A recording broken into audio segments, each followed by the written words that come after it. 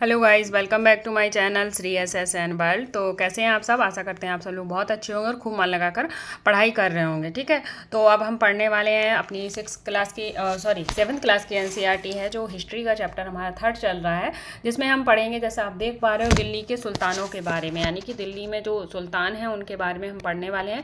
किन किन लोगों ने यहाँ पर शासन किया, इन सब चीज़ों को टैकल करने वाले हैं। ठीक है, तो आगे बढ़ते हैं।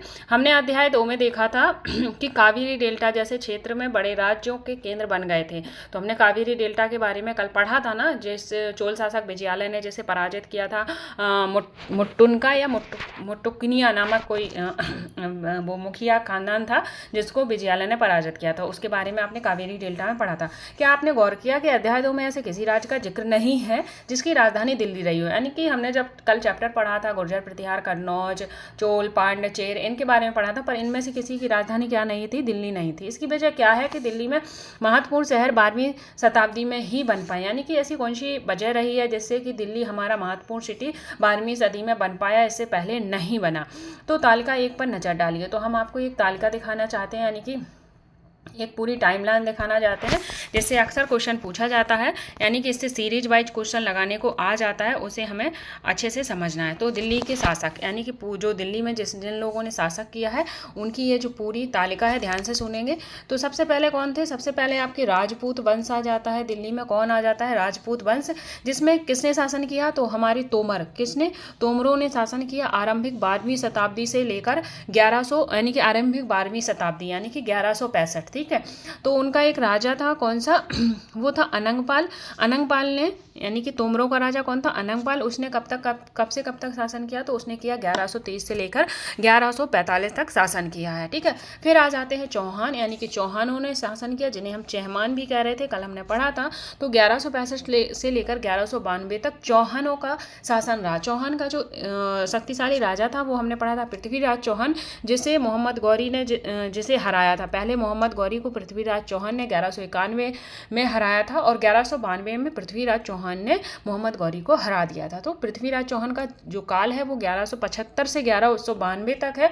अगर चौहान वंश, पूरे वंश का काल पूछता है, तो वो आपका 1165 से 1192 तक हो जाएगा। पर्टिकुलर पृथ्वीराज चौहान का समय पूछता है, तो वो आपका 1175 से 1192 तक हो जाएगा। तो सेम ऐसे यहाँ पे तुमरों का होगा। ठीक है, फिर आ जाता है कौन? तुर्की शासक। कौन से? प्रारंभिक तुर्की शासकों के बारे में आ जाता है, जिन्होंने क्या किया? 1206 से लेकर 1290 तक शासन किया है। जो प्रारंभिक तुर्की हैं, इनको हम किससे नाम से और जानते हैं? इनको हम गुलाम वंश, किसके नाम से? गुलाम वंश या मामलूक वंश से भी जानते हैं। किस वंश से? मामलूक वंश से भी जानते हैं। ध्यान से सुनना, जो प्रारंभिक तुर्की शासक है उनको हम गुलाम वंश और मामलूक वंश से भी जानते हैं। तो प्रारंभिक तुर्की शासक 1206 से लेकर 1290 तक इनका शासन रहा।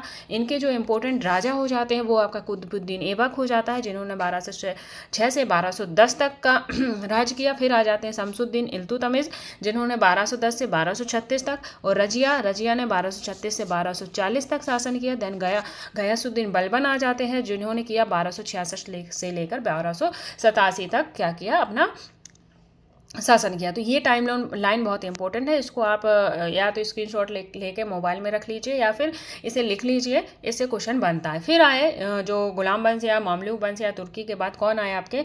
फिर आ जाते हैं आपका कौन सा वंश आ जाता है? खिलजी वंश आ जाता है, जिन्होंने 1290 से लेकर 1232 तक शासन किया। इसके जो इंपॉर्टेंट राजा हो जाते हैं वो है जलालुद्दीन खिलजी, जिन्होंने 1290 से 1226 तक शासन किया, और अलाउद्दीन खिलजी, इन्होंने 1296 से लेकर 1316 तक शासन किया। ठीक है, खिलजी वंश का शासन कब से कब तक, यानी खिलजी वंश में जितने राजा हुए शुरू से एंड तक, वो टोटल होता है 1290 से 1320 तक। बट एक पर्टिकुलर राजा, मान लो जलालुद्दीन खिलजी, तो वो 1290 से 1296 तक रहे।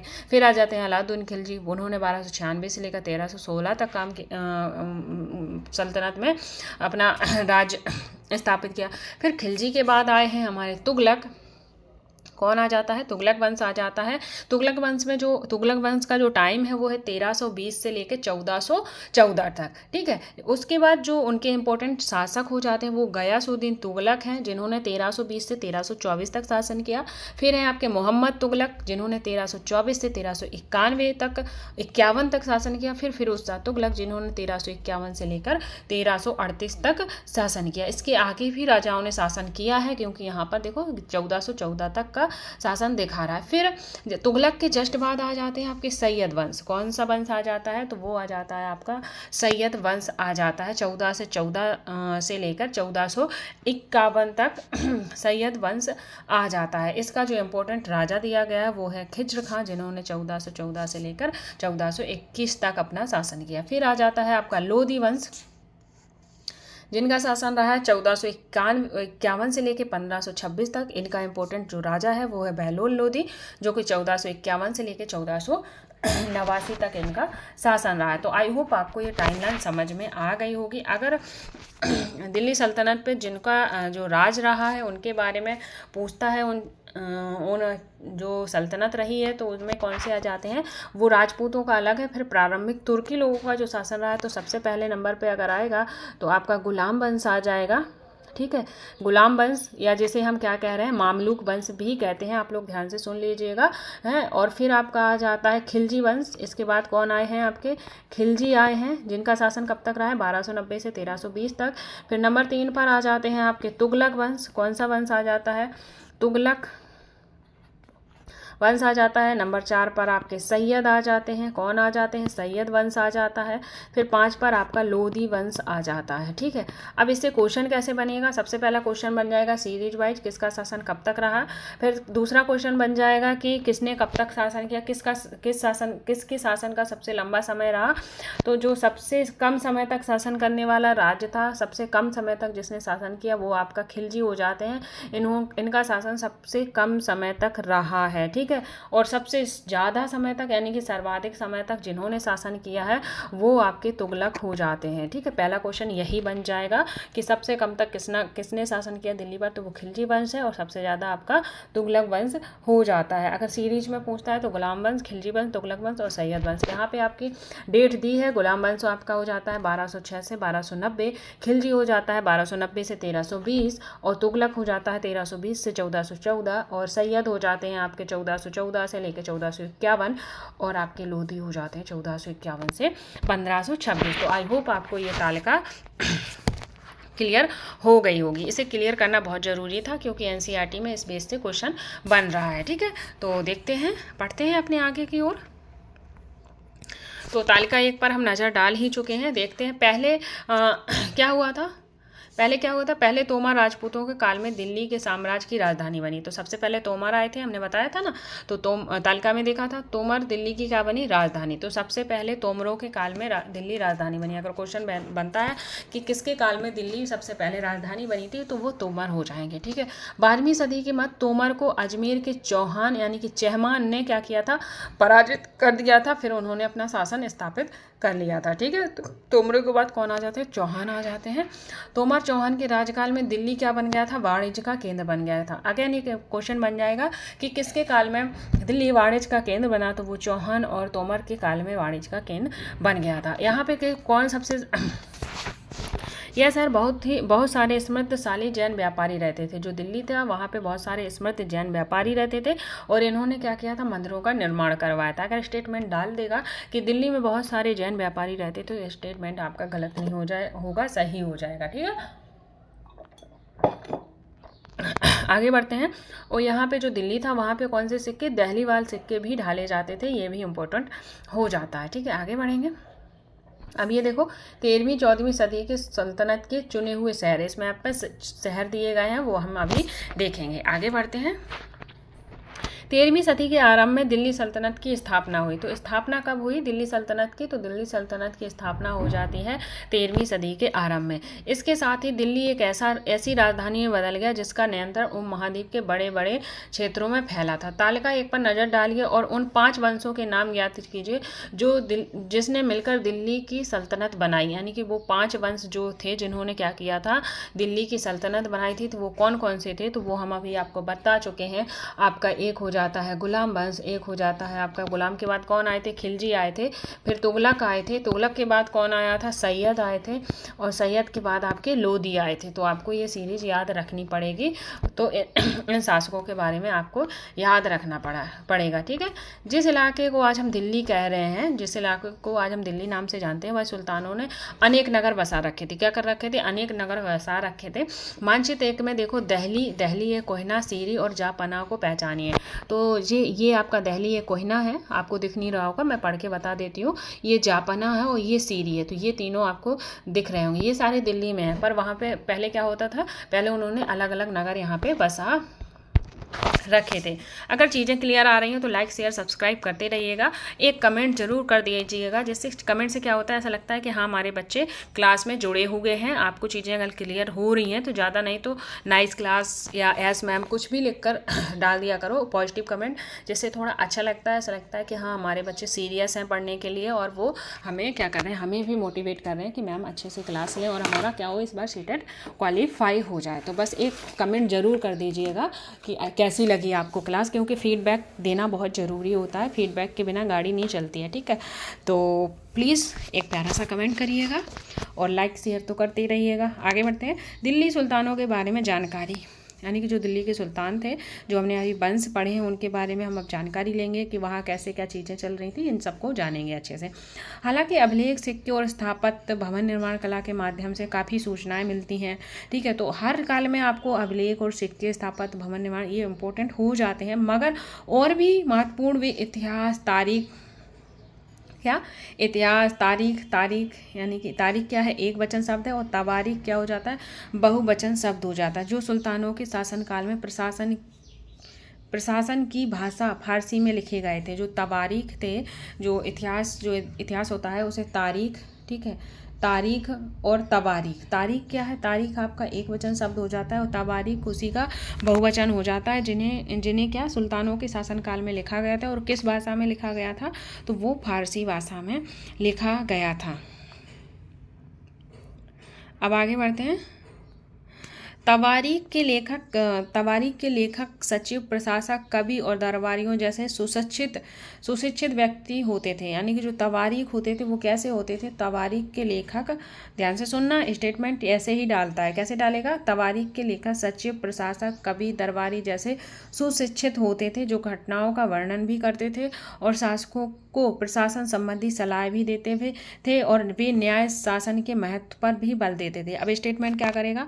वो डाल देगा कि जो तवारीख के लेखक थे वो सचिव, प्रशासक, कवि और दरबारी सुशिक्षित होते थे। फिर डाल देगा कि तवारीख के लेखक घटनाओं का वर्णन नहीं करते थे। तो यहाँ ये रॉन्ग हो जाएगा, क्योंकि वो घटनाओं का वर्णन करते थे। फिर डाल देगा कि वो शासकों को सलाह नहीं देते थे। तो ये भी स्टेटमेंट गलत हो जाएगा, क्योंकि तवारीख के लेखक शासकों को सलाह देते थे। अब उन्होंने क्वेश्चन बना दिया तवारीख के लेखक के बारे में। किसके बारे में? तो उन्होंने तवारीख के लेखक के बारे में क्वेश्चन बनाया, जिसमें उन्होंने क्या किया कि पहला डाला स्टेटमेंट कि तवारीख के लेखक घटनाओं का वर्णन नहीं करते थे। दूसरा डाला शासकों को प्रशासक संबंधी सलाह नहीं देते थे। तीसरा डाला कि तवारीख के लेखक सुशिक्षित नहीं होते थे। चौथा डाला वे न्याय संगत शासन के महत्व पर बल देते थे। तो आपने चारों स्टेटमेंट ध्यान से सुने होंगे, जिसमें से 3 स्टेटमेंट जो ऊपर के हैं वो रॉन्ग है, क्योंकि उसमें मैंने क्या किया है, सलाह नहीं देते थे, वर्णन नहीं करते थे, सुशिक्षित नहीं होते थे, बल्कि ये सब चीज़ें उसमें हैं, खूबियाँ हैं, वो सुशिक्षित हैं, यानी कि शिक्षित हैं, घटनाओं का भी वर्णन करते हैं, सलाह भी देते हैं। पर लास्ट में मैंने क्या कहा, वो न्याय संगत शासन के महत्व पर बल देते हैं। तो ये आपका राइट हो जाएगा। तो इसी तरह से आपके क्वेश्चन बनाता है एनसीईआरटी। ठीक है। आगे बढ़ेंगे। देखो, क्लास पढ़ना और क्लास से क्वेश्चन निकालना, लेसन पढ़ना और लेसन से क्वेश्चन निकालना और बनाना बहुत ही अलग बात हो जाती है। ठीक है। तो क्लासेस तो सबको ही पढ़ा रहा है, एनसीईआरटी क्लासेस सबको ही दे रहा है, सबको ही आजकल अपने यूट्यूब पे क्लासेस डाल रहा है। तो इसमें कोई बुराई नहीं है, अपना अपना स्किल है वो अपना पढ़ा रहे हैं, उसमें कोई भी बुराई नहीं है। जिससे जहाँ अच्छा लग रहा है वहाँ पढ़िए, बट क्लास को एक थ्योरी रूप में पढ़ाना, उसके बाद उससे क्वेश्चन निकालना और किस तरह से क्वेश्चन बन सकता है, किस तरह से क्वेश्चन डील करना है, ये अपने आप में एक बड़ी बात हो जाती है। तो हमारी क्लास में आपको ये सारी चीज़ें मिलने वाली है, क्योंकि यहाँ पे टाइम नहीं देखा जाता है, चीज़ों को अच्छे से क्लियर करवाया जाता है, जिससे कि अगर क्वेश्चन घूम रहा है तो आप एग्जाम हॉल में ना घूमें, बल्कि क्वेश्चन को ही घुमा दें और अपना आंसर सही करके आएँ। ठीक है, तो आप लोगों को इस क्लास में ये चीज़ें मिल रही हैं, आप खुद इसे रियलाइज कर रहे होगे। ठीक है, तो लाइक शेयर करना ना भूलें। आगे बढ़ते हैं।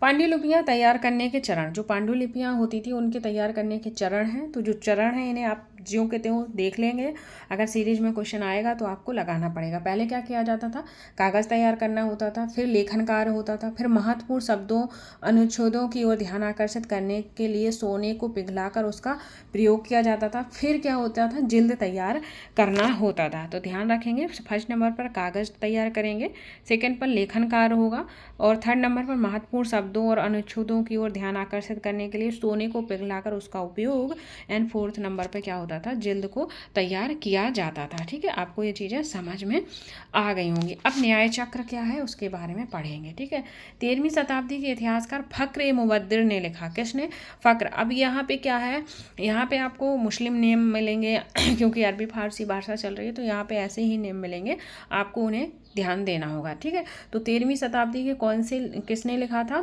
फ़क्र मुदब्बिर ने लिखा है। क्या, राजा का काम सैनिक के बिना नहीं चल सकता। जो राजा है उसका काम सैनिक के बिना नहीं चल सकता, सैनिक वेतन के बिना नहीं जी सकते। यानी कि जो राजा है उन्हें सैनिक के बिना काम नहीं चल सकता, और सैनिक वेतन के बिना नहीं जी सकते। सही बात है। वेतन आता है किसानों से एकत्रित किए गए राजस्व से। जो वेतन आ रहा है वो किससे आ रहा है, वो किसानों द्वारा दिए गए राजस्व यानी कर से आ रहा है। मगर किसान भी राजस्व तभी चुका सकेंगे जब वे खुशहाल और प्रसन्न हो। यानी कि किसान राजस्व कब देंगे, जब वे खुशहाल और प्रसन्न हो। ऐसा तभी हो सकता है जब राजा क्या हो, जब राजा हमारा ईमानदार और न्याय संगत हो। तो ये आपका न्याय चक्र हो जाता था। क्या न्याय चक्र था, सबसे पहले क्या आएगा, न्याय चक्र मतलब चक्र वाइज ऐसे चल रहा है, ऐसे ऐसे। तो हम क्या करेंगे, यहाँ पर क्या होगा, राजा सैनिक के बिना नहीं रह सकता, सैनिक वेतन के बिना नहीं रह सकते। वेतन कहाँ से आ रहा है, वेतन किसानों के द्वारा दिए गए राजस्व से आ रहा है। किसान राजस्व तभी दे सकते हैं जब क्या हो, वो खुशहाल हो। और किसान खुशहाल कब होंगे, जब राजा क्या हो, न्याय संगत हो और ईमानदार हो। तो इस तरह से ये चक्र चल रहा है, और यही क्या है आपका, यही आपका न्याय चक्र हो जाता है। आई होप चीज़ें क्लियर हो गई होंगी। आगे बढ़ते हैं।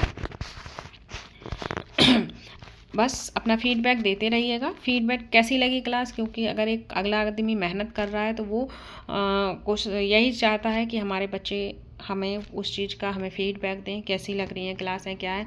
आप लोग क्लासेस देखते हो, मुझे पता चलता है आप सब क्लासेस देख रहे हो, पसंद भी कर रहे हो, पर कमेंट नहीं करते हो, तो थोड़ा सा नर्वस हो जाती हूँ। बस इसलिए प्लीज़ एक छोटा सा कमेंट ज़रूर करिएगा। ठीक है, ज़्यादा बड़ा नहीं, क्योंकि आपका टाइम बहुत ही प्रीसियस है। अपना पढ़ाई में ध्यान लगाइए। बस एक छोटा सा कमेंट, जितनी देर मैं ये बातें करती हूँ उतनी देर में आप कमेंट कर सकते हो। ठीक है, अब क्या है, ये कुछ और बातें हैं जिन्हें हम क्या करेंगे, जिन पर हमें ध्यान देना है।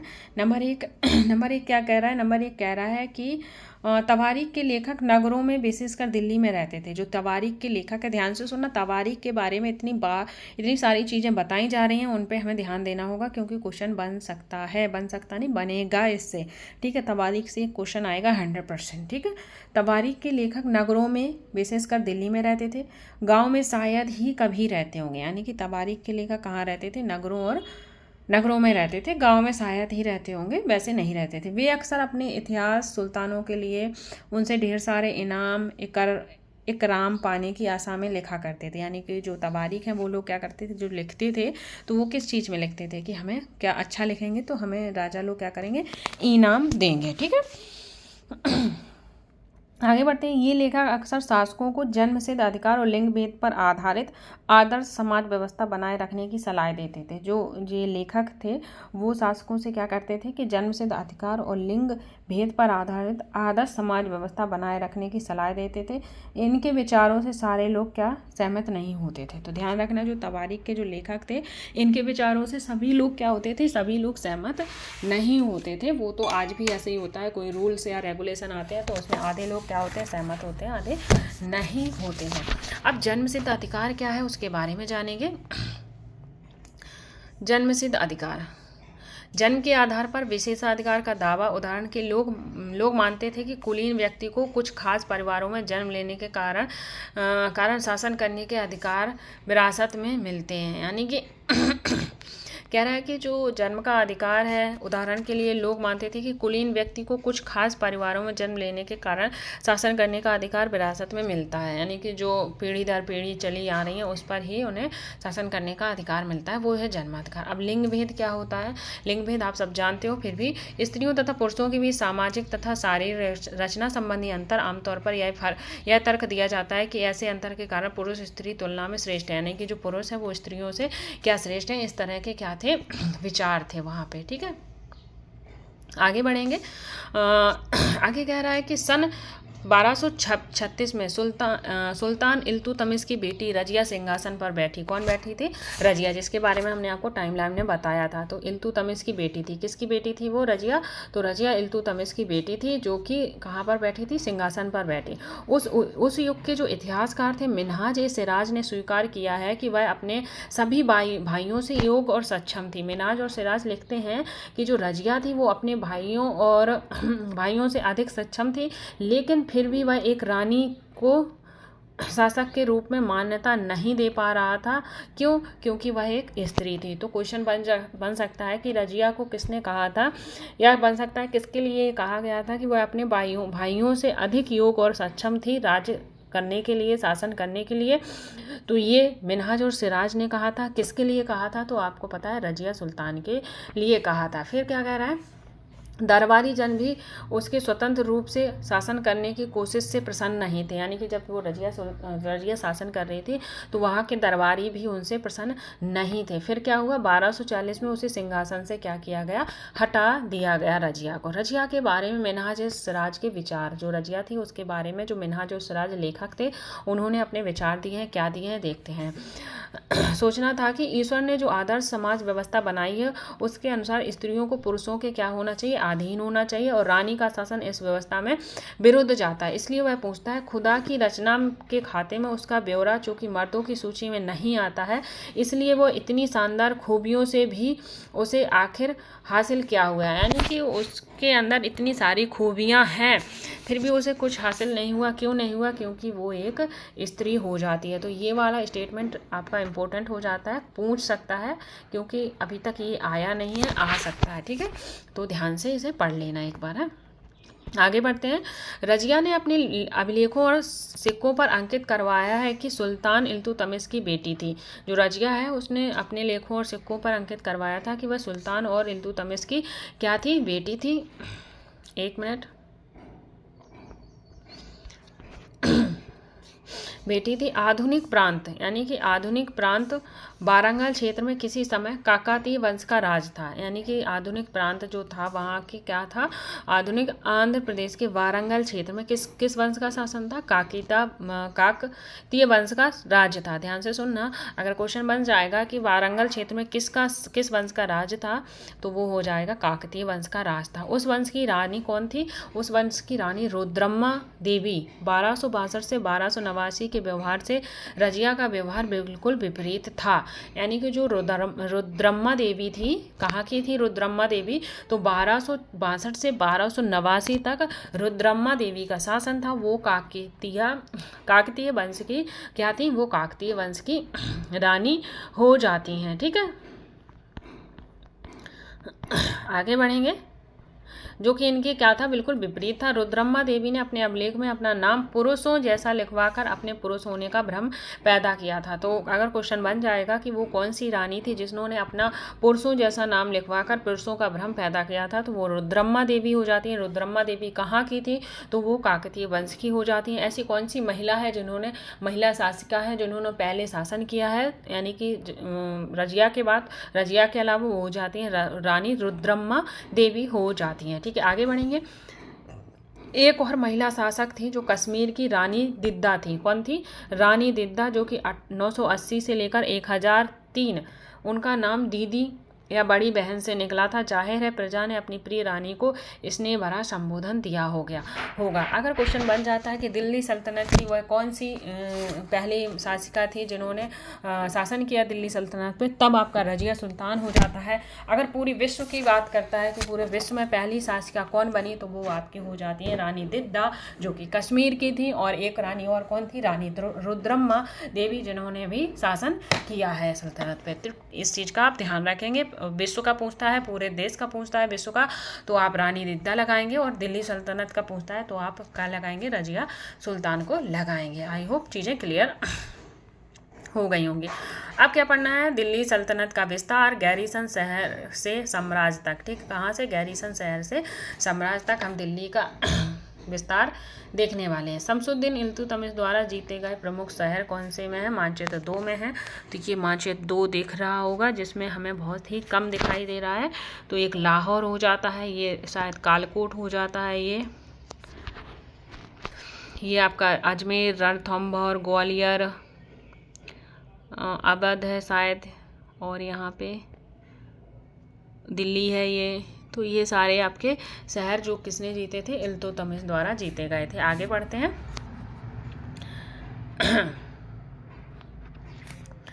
13वीं शताब्दी के आरंभ में किसकी बात कर रहा है, थोड़ा बड़ा करते हैं जिससे आपको सही साफ साफ दिखे। 1 मिनट, ठीक है। 13वीं शताब्दी के आरंभिक वर्षों में दिल्ली सुल्तानों का शासन गैरीसनों मतलब क्या होता है, गैरीसन किसे कहते हैं, रक्षक सैनिक की टुकड़ियों के निवास के लिए बने मजबूत किलेबंदी शहरों से परे शायद ही कभी फैला हो। जो गैरीसन होते हैं वो रक्षक सैनिक की टुकड़ियाँ होती हैं। गैरीसन क्या होते हैं, गैरीसन रक्षक सैनिक की टुकड़ियाँ होती हैं के निवास के लिए मजबूत किलेबंदी शहर शायद ही कभी फैला हो। यानी कि इनके रक्षा के लिए उन्होंने क्या किया था, मजबूत किलेबंदी फैलाई थी। तो वो कह रहा है शायद ही ये पहले फैले होंगे। ठीक है, शहरों से संबंध लेकिन उनसे दूर भीतरी प्रदेशों पर उनका नियंत्रण ना के बराबर था। जो ये गैरीसन थे उन पर शहरों से संबंधित थे, पर जो भीतरी प्रदेश थे उन पर इनका नियंत्रण क्या था, ना के बराबर थे। इसलिए उन्हें आवश्यक सामग्री, रसद आदि के लिए व्यापार, कर या लूटमार पर ही निर्भर रहना पड़ता था। क्योंकि उनका गाँव से संबंध नहीं था, इसलिए इन चीज़ों के लिए किस पर निर्भर रहते थे वो गैरीसन, तो वो आपके व्यापार, कर और लूटमार पर निर्भर रहते थे। अब भीतर प्रदेश क्या होता है जानेंगे। किसी शहर या बंदरगाह के आसपास के इलाकों जो उस शहर के लिए वस्तुओं और सेवाओं की पूर्ति करते हैं वो क्या होते हैं, भीतरी प्रदेश होते हैं। ठीक है, ध्यान से सुनना, क्या होते हैं, किसी शहर या बंदरगाह के आसपास के इलाके जो उस शहर के लिए वस्तुओं और सेवाओं की पूर्ति करते हैं वो क्या कहलाते हैं, भीतरी प्रदेश कहलाते हैं। गैरीसन शहर क्या होते हैं, किलेबंद बसाव जहां सैनिक रहते हैं। ध्यान से सुनना, गैरीसन किलेबंद बसाव जहां पर आपके सैनिक रहते हैं। ठीक है, आगे बढ़ते हैं। दिल्ली से सुदूर बंगाल और सिंध के गैरीसन शहरों का नियंत्रण बहुत ही कठिन था। यानी कि दिल्ली सुदूर में बंगाल और सिंध पर गैरीसन शहरों का बहुत नियंत्रण कठिन था। बगावत, युद्ध, यहाँ तक कि खराब मौसम में भी उनसे संपर्क नाजुक सूत्र छिन्न भिन्न हो जाते थे। यानी कि जो बगावत या युद्ध हो तो खराब मौसम में हम गैरीसन के जो सैनिक थे वहाँ से हम संपर्क नहीं कर पाते थे। शासक को अफगानिस्तान से आने वाले हमलावरों और उनके सूबेदारों से बराबर चुनौती मिलती थी। जो वहाँ के दिल्ली के शासक थे उन्हें कहाँ से चुनौतियाँ मिल रही थी, तो वह उन्हें अफगानिस्तान से आने वाले हमलावरों और सूबेदारों से क्या मिल रही थी, उन्हें चुनौतियाँ मिल रही थी। जो जरा सी कमजोरी का आभास मिलते ही क्या कर देते थे, विद्रोह कर देते थे। कौन, अफगानी लोग क्या करते थे, जरा सी अगर उन्हें लगा कि ये राज्य वीक हो रहा है तो वो वहाँ पर क्या करते थे, अपना हमला कर देते थे। ठीक है, इनकी चुनौतियों के चलते सल्तनत बड़ी मुश्किल से किसी तरह अपने आप को बचाए हुए थी। इसका संस्थापन गयासुद्दीन बलबन था। कौन था इसका संस्थापक, तो इसका संस्थापक हो जाता है आपका गयासुद्दीन बलबन था। ठीक है, आगे बढ़ते हैं। और इसका विस्तार अलाउद्दीन खिलजी और मोहम्मद तुगलक के राज्य में हुआ है। कब हुआ था इसका विस्तार, तो इसका विस्तार अलाउद्दीन खिलजी और मोहम्मद तुगलक के राजकाल में हुआ था। किसका, दिल्ली सल्तनत का। ठीक है, तो इसकी स्थापना किसने की थी, गयासुद्दीन बलबन ने की थी। और अलाउद्दीन खिलजी और मोहम्मद तुगलक के राजकाल में इसका विस्तार हुआ था। किसका, गैरीसनों का। ठीक है, आगे बढ़ते हैं। सल्तनत की भीतरी सीमाओं जो अभियान सल्तनत की भीतरी सीमाएं जो अभियान चले उनका लक्ष्य था गैरीसनों शहरों की पृष्ठभूमि में स्थित भीतरी क्षेत्रों की स्थिति को मजबूत करना। इन अभियानों के दौरान गंगा यमुना दोआब के जंगलों को साफ कर दिया गया। जो ये अभियान चल रहे थे भीतरी सीमाओं के अभियान, यहाँ पे क्या किया गया, गंगा यमुना के जो दोआब थे उन्हें साफ कर दिया गया। शिकारी संग्राहों को और तथा चरवाहों को उनके पर्यावास से क्या कर दिया गया, अलग कर दिया गया। जब जंगल साफ करे जाएंगे तो वहाँ के शिकारी चरवाहे जो पर्यावास वाले लोग होंगे उन्हें क्या होगा, सॉरी गाइस, उन्हें वहाँ से हटा दिया जाएगा। ठीक है, आगे बढ़ते हैं। क्या किया गया, खदेड़ दिया गया। खदेड़ना या भगा देना एक ही बात हो जाती है। फिर क्या कह रहा है, फिर कह रहा है कि वह जमीन किसानों को दे दी गई और कृषि को कार्य प्रोत्साहन दिया गया। जो वो जंगल साफ किए गए थे वहाँ की ज़मीन किसे दे दी गई, किसानों को दे दी गई और वहाँ पे कृषि कार्य को प्रोत्साहन दिया गया। व्यापारिक मार्गों को क्या किया गया, सुरक्षा और क्षेत्रीय व्यापार को उन्नति की खातिर किले और गैरीसन शहरों और शहर बनाए और बसाए गए। ठीक है, तो इन चीज़ों के लिए क्या कर रहे थे, गैरीसन शहर और शहर बनाए और बसाए गए। अब दूसरा विस्तार क्या था, दूसरा विस्तार क्या था, पहला तो उन्होंने क्या किया, पहला किया गैरीसनों का निर्माण किया और जंगलों को साफ किया, कृषि कार्य को प्रोत्साहन दिया, तो ये पहला कार्य था। दूसरा कार्य हो जाता है, दूसरा विस्तार सल्तनत की बाहरी सीमा पर हुआ, यानी कि अभी तक भीतरी सीमा पर हो रहा था, अब बाहरी सीमा पर इसका विस्तार हुआ। कैसे, अलाउद्दीन खिलजी के शासनकाल में दक्षिण भारत को लक्ष्य करके सैनिक अभियान शुरू किया गया। किसको लक्ष्य कर सैनिक अभियान शुरू किया गया, तो अलाउद्दीन खिलजी के काल में। ध्यान से सुनना,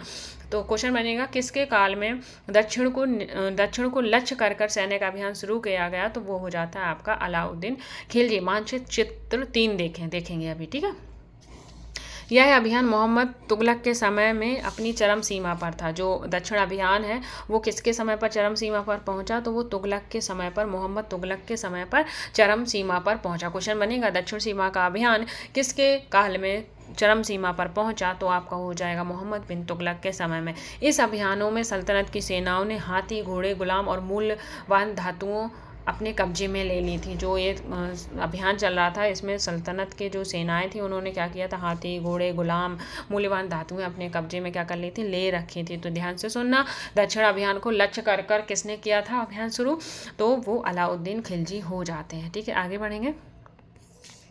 दिल्ली सल्तनत की सेनाओं की शुरुआत अपेक्षाकृत कमज़ोर थी। जो दिल्ली सल्तनत की सेना थी वो क्या थी, शुरुआत उसकी कैसी थी, अपेक्षाकृत कमज़ोर थी। मगर 150 वर्ष बाद मोहम्मद तुगलक के राजकाल के अंत तक इस महाद्वीप का एक विशाल क्षेत्र इस युद्ध अभियान के अंतर्गत आ चुका था। इसने शत्रुओं की सेनाओं को परास्त किया और शहरों पर कब्जा किया। ठीक है, तो पहले क्या था, पहले उनकी सेनाएं क्या हो रही थी, वीक थी, कमज़ोर थी। मगर 150 वर्ष बाद मोहम्मद तुगलक के राज्य के काल में क्या हुआ, अंत तक इन्होंने क्या किया था, विशाल युद्ध किए। युद्ध अभियान के अंतर्गत उन्होंने जीते, अन्य सेनाओं के यानी कि शत्रुओं की सेनाओं को पराजित किया। तो इस तरह से इनकी जो सेना थी वो डेवलप हुई, विकसित हुई। तो इस चीज़ का ध्यान रखेंगे। ठीक है, तो इन्हें आपको ध्यान से सुनना है क्योंकि जब जहाँ से क्वेश्चन घुमाएगा वहाँ मैं आपको जरूर चीज़ें क्लियर करने वाली हूँ। ठीक है, इसके सूबेदार और प्रशासक मुकदमों के फैसले करते थे। ठीक है, अब यहाँ से क्वेश्चन बन जाएगा कि मुकदमे के फैसले, दिल्ली सल्तनत में मुकदमे के फैसले कौन करता था, तो वो आपके सूबेदार और प्रशासक हो जाते हैं। और साथ ही किसानों से क्या करते थे, वो कर भी वसूलते थे। यानी कि मुकदमों का फैसला और कर वसूलने का कार्य कौन कौन कर रहे थे, तो वो सूबेदार और प्रशासक कर रहे थे। लेकिन इतने विशाल क्षेत्र पर इतना इनका नियंत्रण किस सीमा तक और कितना प्रभावी था, ये हम जानेंगे। अब देखो, अलाउद्दीन खिलजी द्वारा दक्षिण अभियान मानचित्र 3 में हम देखेंगे। कहाँ पे देखेंगे, मानचित्र 3 में देखेंगे। ये देखो, ये चल रहे हैं, ये आप देख पा रहे हो। दिल्ली से देखो रणथंभौर से देवगिरी, ये देखो, ये आपका वारंगल, ऐसे यहाँ पे शासन। तो जहाँ जहाँ पे उन्होंने शासन किया था, तो मैं बता दूँ जो अलाउद्दीन के क्षेत्र थे जहाँ पे उन्होंने शासन किया है, कौन कौन से क्षेत्र थे, शासन नहीं, जहाँ पर उन्होंने दक्षिण अभियान किया था वो कौन कौन से थे, तो लिख लीजिएगा नोटबुक में, बाद में लिख लेना पॉज करके। नंबर 1 पे कौन हो जाता है, नंबर 1 पर आपका देवगिरी हो जाता है। कौन हो जाता है आपका, देवगिरी हो जाता है। इसमें साफ लिखते नहीं बनता, पर आप प्रोनाउंसिएशन पर ध्यान रखेंगे। देवगिरी पर कब किया था उन्होंने, 1307 में किया था। फिर आपका नंबर 2 पे आ जाता है वारंगल। कौन आ जाता है, वारंगल पर अभियान किया था, जो कि आपका 1309 के समथिंग किया था। ठीक है। फिर आपका क्या हो जाता है, उसके बाद आपके नंबर 3 पर कौन आ जाता है, नंबर 3 पर आपका द्वार समुद्र आ जाता है। कौन आ जाता है, द्वार समुद्र आ जाता है। और फिर नंबर 4 पर कौन आ जाता है, यहाँ लिख देती हूँ। नंबर 4 पर आपके तंजावुर हो जाता है, ठीक है, तंजावुर को जीता था। और नंबर 5 पर आपका क्या जीता था, मदुरई को जीता था। ठीक है, तो आई होप चीज़ें क्लियर हो गई होंगी। एक बार मैं फिर से रिपीट करती हूँ। Number 1 Devagiri, number 2 Warangal, number 3 द्वार समुद्र, नंबर 4 तंजावुर और नंबर 5 मदुरई। तो ये बहुत ही इंपॉर्टेंट हो जाते हैं, इसलिए मैं बार बार बता रही हूँ। क्यों इंपॉर्टेंट है, क्योंकि यहाँ से सीरीज में क्वेश्चन लगाने को आ जाता है कि सीरीज में इनको सीरीज में लगाइए, तो आपको लगाना पड़ेगा। नंबर 1 देवगिरी, 2 वारंगल, 3 द्वार समुद्र, 4 तंजावुर, 5 मदुरई हो जाता है। ठीक है, आई होप चीज़ें क्लियर हो रही होंगी। तो एक अगर हो रही हैं तो एक प्यारा सा कमेंट करके ज़रूर जाइएगा। और बढ़ते हैं अपने अगले चैप्टर की ओर। और थोड़ी देर रुकेंगे, यहाँ पे ट्रैक्टर आ रहा है बाहर, ट्रक का क्या हो रहा है कि वो ईंट वगैरह डल रही है ना, कंस्ट्रक्शन का काम चल रहा था, तो उसके लिए ये ट्रैक्टर है, ये शोर मचा रहा है। क्या कर सकते हैं, पढ़ना तो है ही। सो 1 मिनट का वेट करेंगे, जब तक आप प्यारा सा कमेंट कर दीजिए। इस ट्रैक्टर ने बहुत ही टाइम वेस्ट कर दिया गाइस, वापस आ जाइए। और वापस क्या, आपको तो रिकॉर्डेड मिलेगा, हमारा टाइम वेस्ट हुआ है, पूरे 15 मिनट इस ट्रैक्टर ने वेस्ट कर दिए हैं। पर कोई नहीं, चलो स्टार्ट करते हैं। तो कह रहा है कि आप देख पा रहे होगे साइड में, 12वीं सदी के आखिरी में, कब, 12वीं सदी के आखिरी में दशक में बनी कुब्बत अल इस्लाम मंदिर। अरे सॉरी, चलो पढ़ते हैं गाइस, बहुत टाइम वेस्ट कर दिया इसने, कोई बात नहीं, ठीक है। तो क्या कह रहा है कि 12वीं सदी के आखिरी दशक में बनी कुब्बत अल इस्लाम मस्जिद। कौन सी मस्जिद, कुब्बत अल इस्लाम मस्जिद तथा उसकी मीनार है। ठीक है, यह जामा मस्जिद दिल्ली के सुल्तानों द्वारा बनाई गई थी। जो ये जामा मस्जिद है वो किसके द्वारा बनाई गई थी, दिल्ली के सुल्तानों द्वारा बनाई गई थी। सबसे पहले शहर में स्थित की गई थी, कौन सी, जामा मस्जिद। और जो कुब्बत अल इस्लाम मस्जिद तथा उसकी मीनारें हैं वह कब बनाई गई थी, 12वीं सदी के आखिरी में बनाई गई थी। ठीक है, आगे बढ़ते हैं। आगे कह रहा है कि बनाए गए सबसे पहले शहर में स्थित थी। इतिहास में इस शहर को दहली या कोहिना नाम से जाना जाता है। जो शहर है जहाँ पे ये जामा मस्जिद बनाई गई थी, तो इसे किस नाम से जाना जाता है, दहली या कोहिना पुराना शहर कहा जाता था। ठीक है, क्या कहा जाता है, दहली या कोहिना कहा जाता है, जहाँ पर क्या है, आपकी जामा मस्जिद है या कुब्बत अल इस्लाम मस्जिद और उसकी मीनारें हैं। इस मस्जिद का इल्तुतमिश और अलाउद्दीन खिलजी ने और विस्तार किया था, यानी कि इल्तुतमिश ने और अलाउद्दीन खिलजी द्वारा किसका, जामा मस्जिद का विस्तार किया गया था। मीनार तीन सुल्तान कुतुबुद्दीन ऐबक, किसने, जो मीनार 3 थी उसका स्थापना किसने, सुल्तान कुतुबुद्दीन ऐबक और इल्तुतमिश और फिरोज शाह तुगलक द्वारा बनवाई गई थी। सो ध्यान से सुन लेना, ठीक है। तो कुतुबुद्दीन ऐबक और इल्तुतमिश और फिरोज शाह तुगलक द्वारा क्या बनाया गया था, मीनार 3 बनवाई गई थी। तो इस चीज़ का आप ध्यान रखेंगे। आगे बढ़ते हैं। मस्जिद क्या है उसे जानेंगे। ठीक है, मस्जिद क्या है, मस्जिद अरबी शब्द का अर्थ है, मस्जिद क्या है, मस्जिद अरबी शब्द है जिसका अर्थ होता है ऐसा स्थान जहाँ मुसलमान अल्लाह की आराधना में सजदा मतलब घुटने और माथे टेक कर करते हैं। ठीक है, ध्यान रखना। मस्जिद शब्द कैसा है, मस्जिद आपका अरबी शब्द हो जाता है जिसका अर्थ होता है मुसलमानों द्वारा एक स्थान जहां मुसलमान अल्लाह की आराधना में सजदा करता है, उसे मस्जिद कहते हैं। जामा मस्जिद या मस्जिद ए जामी, यानी कि जामा मस्जिद ए जामी वह मस्जिद होती है जहां अनेक मुसलमान क्या करते हैं, एकत्रित होकर साथ साथ नमाज पढ़ते हैं। नमाज की रस्म के लिए सारे नमाजियां में से सबसे अधिक सम्मानीय विद्वान इमाम नेता के रूप में चुना जाता है, यानी कि जो सम्मानीय विद्वान पुरुष इमाम नेता के रूप में चुना जाता है। क्या चुना जाता है, जो सबसे विद्वान होता है नमाज पढ़ने में वो क्या होता है, इमाम मतलब नेता, उसमें मुसलमानों में इमाम बोला जाता है। ठीक है, इमाम शुक्रवार की नमाज के दौरान धर्मोपदेश खुतबा भी देते हैं। जो इमाम हैं वो क्या करते हैं, शुक्रवार की नमाज के दौरान क्या करेंगे, वो धर्मोपदेश मतलब उनकी भाषा में खुतबा भी देते हैं। नमाज के दौरान मुसलमान मक्का की तरफ मुँह कर खड़े होते हैं। और भारत में मक्का कहाँ है, पश्चिम की ओर है, इसलिए वो क्या करते हैं, पश्चिम की ओर मुँह करके अपनी नमाज पढ़ते हैं। ठीक है, तो पश्चिम की ओर मुँह करके नमाज पढ़ने का एक ही मतलब है कि वो मक्का की दिशा में अपना चेहरा करके नमाज पढ़ते पढ़ते हैं। मक्का की ओर की दिशा को क्या कहते हैं? किबला कहते हैं। यानी कि मक्का की ओर दिशा को क्या कहते हैं? किबला कहते हैं। इंपॉर्टेंट हो जाता है। पहला हो जाता है मस्जिद किस भाषा का शब्द है? अरबी भाषा का। इसका अर्थ होता है एक स्थान जहाँ मुसलमान अल्लाह की आराधना में सजदा करते हैं। यानी कि सजदा मतलब घुटने और माथा टेकते हैं। फिर क्या हो जाता है? जामा मस्जिद या मस्जिद या जामी क्या होती है? जहाँ पे अनेक मुसलमान एक साथ क्या करते हैं? नमाज पढ़ते हैं।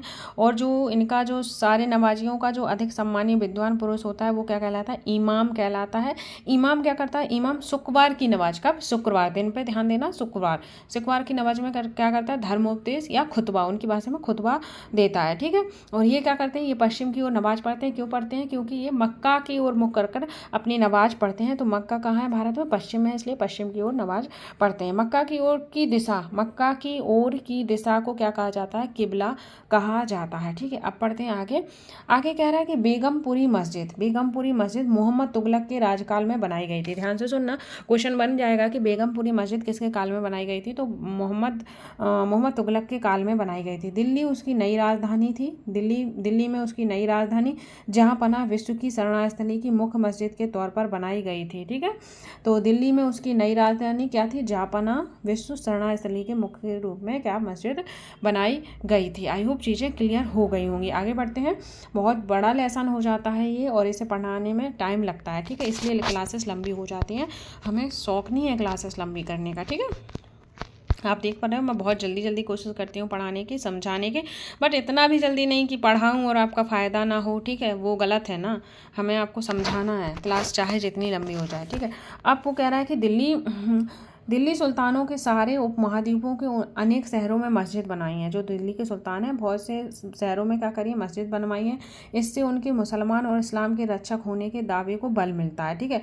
सामान आचार संहिता और आस्था का पालन करने वाले श्रद्धालुओं के लिए परस्पर एक समुदाय में जुड़े होने का क्या है? बोध उत्पन्न करने में भी मस्जिदें सहायक थी। एक समुदाय का अंग होने के बोध को प्रबल करना जरूरी था, क्योंकि मुसलमान अनेक भिन्न प्रकार की क्या करते थे? पृष्ठभूमियों से आते थे। तो वे क्या करते थे? मस्जिदों में एक साथ सजदा पढ़ते थे, एक साथ नमाज पढ़ते थे। ये सब चीज़ें क्या है? एक संगठन का रूप हो जाती थी। ठीक है। आगे बढ़ेंगे। मोठ की मस्जिद, कौन सी मस्जिद? मोठ की मस्जिद, जिसे किसके शासनकाल में बनवाया गया था? सिकंदर लोदी के शासनकाल में बनवाया गया था। किसके द्वारा? सिकंदर लोदी के किसके द्वारा? उसके मंत्री द्वारा बनवाया गया था। मोठ मस्जिद किसके शासनकाल में? सिकंदर लोदी के शासनकाल में बनवाई गई। तो सिकंदर लोदी के शासनकाल में बनवाई गई थी कौन सी? मोठ मस्जिद। पर किसने बनवाई थी? इसके मंत्री ने बनवाई थी। तो वो मंत्री कौन है? वो मंत्री हो जाता है आपका, क्या नाम है उसका? उसका नाम था मियाँ भुआ। क्या नाम था? मियाँ भुआ। अगर नाम पूछ ले तो आपको याद होना चाहिए।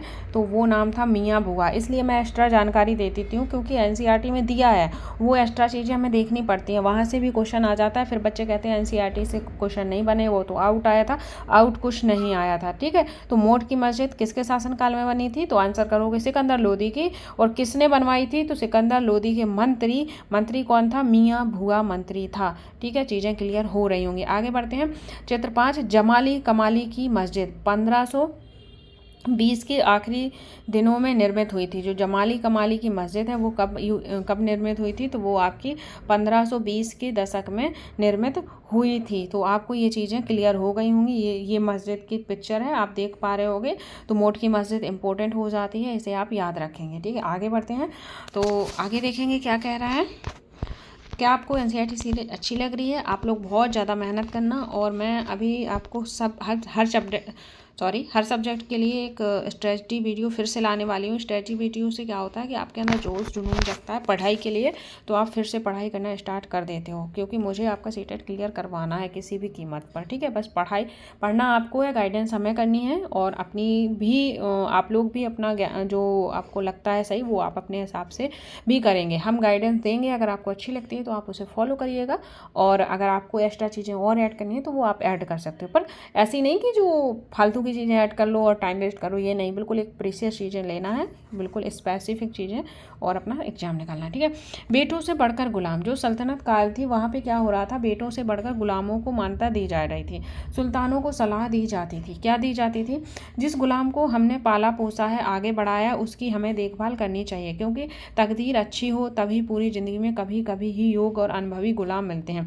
बुद्धिमानों का कहना है कि योग्य और अनुभवी गुलाम बेटों से बढ़कर होते हैं। ये क्वेश्चन आया हुआ है, ये स्टेटमेंट में लाइन आई हुई है कि योग्य और अनुभवी गुलाम बेटों से बढ़कर थे। या फिर क्वेश्चन आएगा सल्तनत काल में सुल्तान गुलामों को अपने बेटों से बढ़कर मानते थे। तो ये एकदम राइट हो जाएगा। जिन्होंने एनसीईआरटी नहीं पढ़ रखी है वो गलत कराएंगे, क्योंकि सब लोग जानते हैं बेटे ज़्यादा प्रिय होते हैं। अब आश्रित क्या होता है यहाँ पढ़ेंगे। आश्रित जो किसी अन्य व्यक्ति के संरक्षण में रहता हो या निर्भर हो वो आश्रित हो जाता है। ठीक है। खिलजी तथा तुगलक शासक बंदगाह का इस्तेमाल करते थे। खिलजी और तुगलक क्या करते थे, बंदगाह का इस्तेमाल करते थे। ठीक है। बंदगाह क्या होते थे, साथ ही अपने आश्रित निम्न वर्ग के लोगों को भी ऊंची राजनीतिक पदों पर बैठाते रहे। यानी कि जो खिलजी हैं तुगलक हैं बंदगाह का इस्तेमाल करते थे, साथ ही अपने आश्रित निम्न वर्ग के लोगों को, जो निम्न वर्ग के लोग थे उन्हें भी उन्होंने क्या किया, ऊंचे राजनीतिक पदों पर बैठाया है। ऐसे लोग सेनापति और सूबेदार के पद दिए जाते थे। जो निम्न लोग होते थे, जिन आश्रित होते थे, उन्हें क्या किया जाता था, सेना और सूबेदार का पद दिया जाता था। लेकिन इससे राजनीतिक अस्थिरता भी पैदा होने लगी। यानी कि जो आश्रित लोग हैं, निम्न लोग हैं, उन्हें आप सेना और सूबेदार का पद दे रहे हो, इससे क्या हो रही थी, इससे आपकी अस्थिरता उत्पन्न हो रही थी। ठीक है। गुलाम और आश्रित अपने मालिकों और संरक्षकों के प्रति वफादार रहते थे। जो गुलाम होते थे, जो आश्रित होते थे, वो अपने मालिक के प्रति क्या होते थे, वफादार होते थे, मगर उनके उत्तराधिकारियों के प्रति नहीं। यानी कि जो उनके, जैसे राजा का बेटा है, बेटा क्या हुआ, उत्तराधिकारी हुआ, तो उनके लिए वो वफादार नहीं रहते थे। बट जो राजा होता था, जिस राजा ने उन्हें काम दिया है, संरक्षण दिया है, उनके प्रति वो क्या होते थे, वफादार होते थे। इस चीज़ का आप ध्यान रखेंगे। ठीक है। नए सुल्तानों के अपने नौकर होते थे। जो नए सुल्तान होते थे उनके अपने अलग नौकर होते थे। फलस्वरूप किसी नए शासक के सिंहासन पर बैठते ही प्रायः नए और पुराने सरदारों के बीच क्या हो जाता था, टकराव शुरू हो जाता था। सुल्तानों द्वारा निचले तबके के लोगों को संरक्षण दिए जाने के कारण उच्च वर्ग के कई लोगों को क्या हो जाता था, गहरा सदमा पहुंच जाता था। यानी कि नीचे लोगों को चीज़ें मिल रही हैं, हमें नहीं मिल रही हैं, इसलिए उन्हें गहरा सदमा और उनके अंदर खुरापाती चीज़ें चलने लगती थी। फारसी तवारीख लेखकों ने निचले खानदान के लोगों को ऊंचे पद पर बैठने के लिए दिल्ली सुल्तानों की आलोचना की है। अगर स्टेटमेंट आ जाता है कि तवारीख लेखकों ने निचले खानदान के लोगों को ऊंचे पद पर बैठने के लिए दिल्ली सुल्तानों की आलोचना की है, तो ये स्टेटमेंट आपका राइट हो जाएगा। ठीक है। आगे बढ़ते हैं। सुल्तान मोहम्मद तुगलक के अधिकारी जन, जो मोहम्मद तुगलक थे उनके कौन कौन से अधिकारी जन थे, ध्यान से सुनेंगे, यहाँ से क्वेश्चन बना है, तो ये भी आपका IMP यानी कि इम्पोर्टेंट हो जाता है। सुल्तान मोहम्मद तुगलक अजीज खुम्मार नामक कलाल कौन था, शराब बनाने या बेचने वाला था। ठीक है। अजीज खुम्मार नामक कलाल, नाम ध्यान से सुनना, वो क्या था, शराब बनाने और बेचने वाला था। और फिरोज हजमा नामक नाई था। और मन का तब्बाक था वो बावर्ची था। और लट्ठा और पीरा नामक मालियों को ऊंचे प्रशासन पद पर बैठाया था। 14वीं शताब्दी के मध्य में इतिहासकार जियाउद्दीन बर्नी ने इन नियुक्तियों का उल्लेख सुल्तान के राजनीतिक विवेक के नाश और शासन करने की अक्षमता के उदाहरण के रूप में किया है। ठीक है। तो ध्यान से सुनना, जो मोहम्मद तुगलक था उन्होंने जो नीचे लोगों के शासन दिया था, पद दिया था, तो वो कौन थे, पहले आपके कौन हो जाते हैं, पहले आपके खुम्मार नामक कलाल। वो कौन था, खुम्मार नामक कलाल क्या करता था, शराब बेचने का काम करता था, बनाने और बेचने का। फिरोज हजमा क्या था, नाई था जो बाल बनाता था। मन का तब्बाक क्या था, बावर्ची था। लट्ठा और पीरा नामक क्या थे, माली थे। तो क्या पता मैचिंग के में दे या फिर कैसे भी घुमाकर आपसे पूछ सकता है, तो इन चीज़ों का आप ध्यान रखेंगे, ये इंपॉर्टेंट हो जाता है। ठीक है। आगे बढ़ेंगे। चीज़ें आपको क्लियर हो रही होंगी, समझ में आ रही होंगी, तो प्लीज़ कमेंट करिएगा। अगर आप कमेंट नहीं करते हो तो मुझे लगता है कि नहीं, आप लोग सीरियस नहीं हो। जब तक आप सीरियस नहीं रहोगे, टीचर सीरियस नहीं रहते हैं, आपको पता है ये चीज़। ठीक है। पहले वाले सुल्तानों की तरह खिलजी और तुगलक शासकों ने भी सेना नायकों को भिन्न भिन्न आकार के इलाकों के सूबेदारों के रूप में नियुक्ति की थी। जो खिलजी और तुगलक शासक थे, जो खिलजी और तुगलक शासकों ने सेना नायकों को भिन्न भिन्न आकार के क्या किया था, सूबेदारों के रूप में नियुक्त किया था। ये इलाके इक्ता कहलाते थे। क्या कहलाते थे, इक्ता कहलाते थे। और जैसे इक्ता कहलाते थे, इक्ता पर जिनका यानी कि जिन्हें नियुक्त किया जाता था, तो वो क्या कहलाते होंगे बताइए, तो वो आपके इक्तेदार कहलाते होंगे। क्या कहलाते होंगे, इक्तेदार कहलाते होंगे। ठीक है। तो इन्हें संभालने वाला अधिकारी, देखो अधिकारी क्या कहलाता है, इक्तेदार और मुक्ति कहलाता है। तो ध्यान से सुनना, इक्तेदार और मुक्ति किसे कहते हैं, जिसे इक्ता दिया जाता है या इक्ता में जिसे नियुक्त किया जाता है, वो इक्तेदार और एकता और मुक्ति कहा जाता है। अब क्वेश्चन बन जाएगा, जो इक्तेदारी प्रथा है, जो एकता व्यवस्था है, ये किसने लागू की थी? तो एकता व्यवस्था आपकी इल्तुतमिश ने लागू की थी। इस चीज़ का ध्यान रखेंगे, एकता व्यवस्था इल्तुतमिश ने लागू की थी, ये आप नोट डाउन कर लीजिए, चाहे वही एनसीईआरटी की साइट में कर लीजिए। तो वो कह रहा ना कि पहले के सुल्तानों की तरह खिलजी तुगलक शासकों ने भी सूबेदारों के रूप में नियुक्ति की। ये इलाके एकता कहलाते थे, जो सूबेदार के रूप में नियुक्ति होती थी वो क्या कहलाते? एकता कहलाते थे। और एकता की शुरुआत भी तो किसी ने की होगी, तो एकता की शुरुआत आपकी इल्तुतमिश ने की थी, ठीक है। और एकता के जो अधिकारी होते थे उन्हें क्या कहा जाता था? उन्हें आप क्या कहते थे? उन्हें हम कहते थे इक्तेदार या मुक्ति कहते थे, ठीक है। तो मुक्ति का फर्ज होता था, मुक्ति का फर्ज क्या होता था? मुक्ति का फर्ज था सैनिक अभियान का नेतृत्व करना। जो मुक्ति लोग होते थे उनका फर्ज होता था कि सैनिक अभियानों का नेतृत्व करना, अपने एकता के कानून व्यवस्था को बनाए रखना, यानी कि जो उनका एकता है या सूबा है उसका क्या करना, उस पर कानून व्यवस्था बनाए रखना, ये मुक्ति का फर्ज होता था, मुक्ति या इक्तेदार का फर्ज होता था। अपनी सैनिक सेवाओं के बदले वेतन के रूप में मुक्ति अपने इलाकों से क्या करते थे? राजस्व वसूलते थे। जो उन्हें एकता दिया जाता था, जो उन्हें राज्य दिया जाता था एकता के रूप में, जगह दी जाती थी, वहीं से उस सैनिकों के वेतन के लिए क्या करते थे? राजस्व की वसूली करते थे, ठीक है। राजस्व के रूप में मिली रकम से ही वे सैनिकों की भी तनख्वाह देते थे। मुक्ति लोगों पर काबू रखने पर सबसे प्रभावशाली तरीका यह था कि उनका पद वंश परंपरा से ना चले, यानी कि जो मुक्ति लोग होते थे उनका जो पद था वो वंश परंपरा यानी कि वंशानुगत नहीं था। क्यों नहीं था? क्योंकि अगर वंशानुगत होगा पद तो क्या होगा? तो फिर क्या हो जाएगा? षड्यंत्र होने लगेंगे, और राजा लोग इन चीज़ों को बहुत ध्यान देते थे इन चीज़ों पर, और उन्हें कोई भी एकता थोड़े समय के लिए ही मिलता था। यानी कि आज ये एकता है, यहाँ पर एक लोग बैठे हैं, मान लो यहाँ पर एक लोगों का नियंत्रण है, फिर यहाँ पे दूसरे का नियंत्रण है, तो इस वाले को उठा के यहाँ कर देंगे कुछ समय बाद, इस वाले को इधर। क्यों? क्योंकि वहाँ पर ज़्यादा देर रहकर कोई किसी प्रकार का राजा के खिलाफ षड्यंत्र ना कर पाए। तो ये चीज़ें वहाँ चल रही थी। आगे बढ़ेंगे, ध्यान से समझ में आ रहा है ना? तो एकता के बारे में ये चीज़ें थी। आगे देखते हैं। जिसके बाद उनका स्थानांतरण कर दिया जाता था। सुल्तान अलाउद्दीन खिलजी और मोहम्मद तुगलक के शासनकाल में नौकरी के इन कठोर नियमों का बड़ी सख्ती से पालन किया गया, यानी कि जो ये नियम थे, ये नियम तो बना दिए गए पर कठोरता से पालन किसके काल में हुआ? अलाउद्दीन खिलजी और तुगलक के काल में, ठीक है।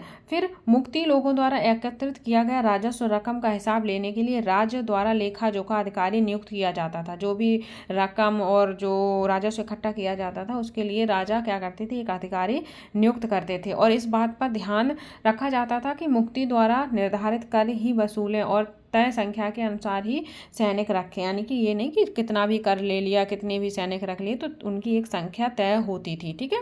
आगे बढ़ेंगे। जब दिल्ली सुल्तान शहरों में दूर आंतरिक इलाकों को भी अपने अधिकार में ले आए तो उन्होंने भूमि के स्वामी, सामंत और अमीर जमींदारों को भी सत्ता के आगे झुकने में बाध्य कर दिया, यानी कि जो भूस्वामी होते थे, सामंत होते थे, उन्हें भी क्या किया? अपनी सत्ता में झुकने के लिए मजबूर कर दिया। अलाउद्दीन खिलजी के शासनकाल में भू राजस्व के निर्धारण और वसूली के कार्य को राज्य अपने नियंत्रण में ले आया, यानी कि जब अलाउद्दीन का काल आया तो अलाउद्दीन ने क्या किया? जो भू राजस्व का निर्धारण है, वसूली है, उन्होंने क्या किया? उन्होंने अपने राज्य का ही उस पर नियंत्रण कर लिया। इस चीज़ का ध्यान रखेंगे।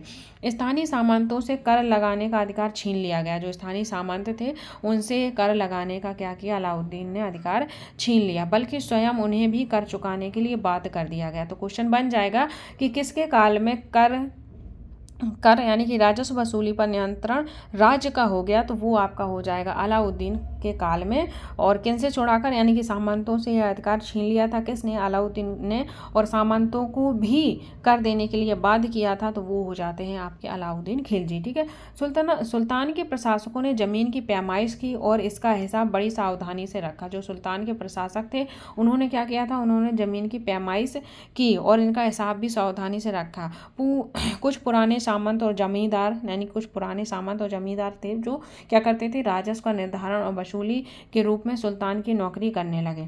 उस समय 3 तरह के कर लगाए जाते थे, यानी कि जब सल्तनत के काल में 3 तरह के कर लगाए जाते थे। पहला था कृषि पर, जिसे क्या कहा जाता था? खराज कहा जाता था। खराज क्या होता था? खराज होता था जो किसान की उपज का लगभग 50% होता था। कितना हो जाता? 50%। किसके काल की बात हो रही है? तो ये बात हो रही है आपके अलाउद्दीन खिलजी खिलजी के काल की बात हो रही है। तो अलाउद्दीन खिलजी ने कितना कर लगा दिया था? 50% कर लगा दिया था। इस चीज़ का आप ध्यान रखेंगे। आगे बढ़ते हैं। आगे कह रहा है कि दूसरा कर क्या था? मवेशियों पर कर लगाया, और तीसरा क्या था? घर पर कर लगाया। ठीक है, इस चीज़ का आप ध्यान रखेंगे। तो कृषि पर कर लगाया। कृषि पर कर कौन सा होता था? खराज, जिसे क्या कहते थे? कृषि पर कर, यानी कि किसान की उपज का लगभग 50% होता था। ठीक है, आगे बढ़ेंगे। याद रखना जरूरी है कि इस महाद्वीप का काफ़ी बड़ा हिस्सा दिल्ली सुल्तानों के अधिकार से बाहर था, यानी कि बहुत बड़ा हिस्सा जो था वो दिल्ली सुल्तान के अधिकार से बाहर था। दिल्ली से बंगाल जैसे सुदूर प्रांतों का नियंत्रण कठिन था। दक्षिण भारत की विजय के तुरंत बाद, ठीक है, कहाँ? दक्षिण भारत की विजय के तुरंत बाद ही पूरा क्षेत्र क्या हुआ? फिर से स्वतंत्र हो गया था। यानी कि दक्षिण भारत की जैसी विजय हुई उसके बाद पूरा जो क्षेत्र था फिर से क्या हो गया? फिर से स्वतंत्र हो गया।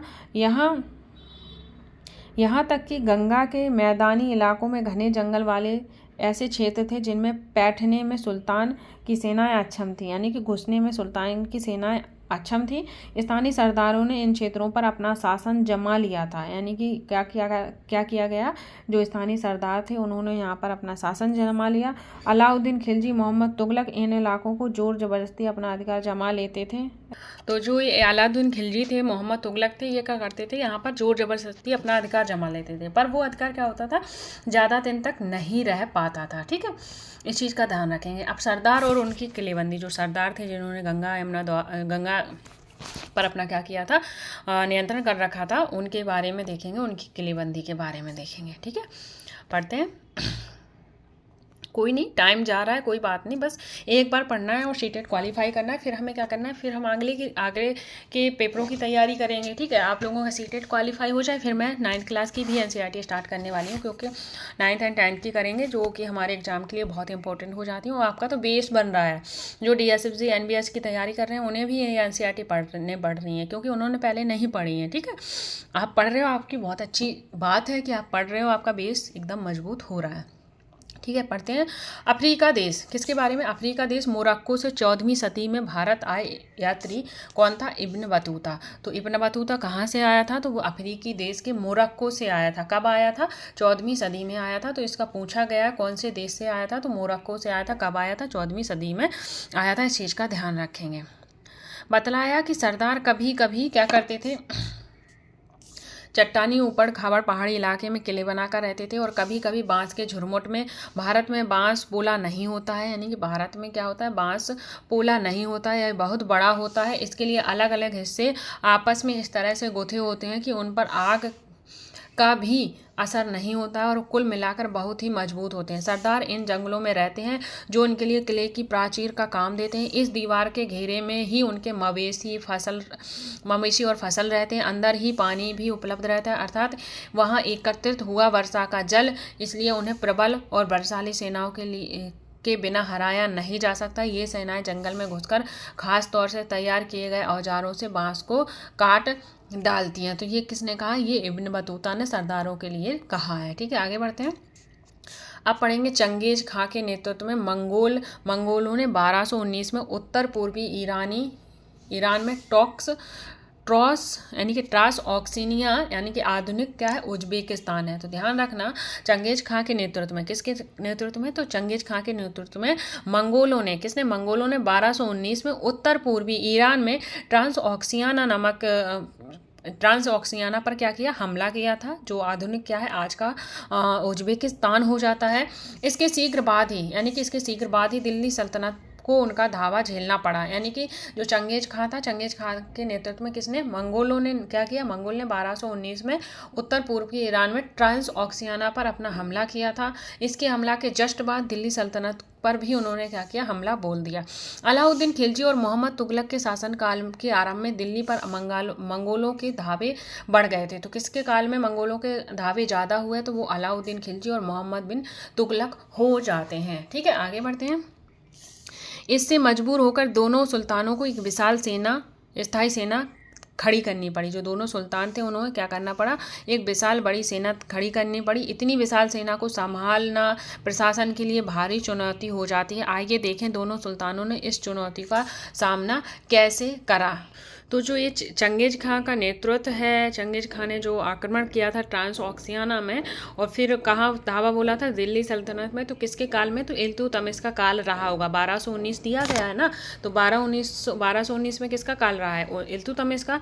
तो इल्तुतमिश के काल में हुआ था। कैसे हुआ था, तो जो ख्वारिज्म का शाह था, ख्वारिज्म शाह का पुत्र था, पुत्र कौन था जलाउद्दीन मांगबरनी था, ठीक है, उससे आक्रमण किया था उन्होंने, ठीक है, किसने, चंगेज खान ने।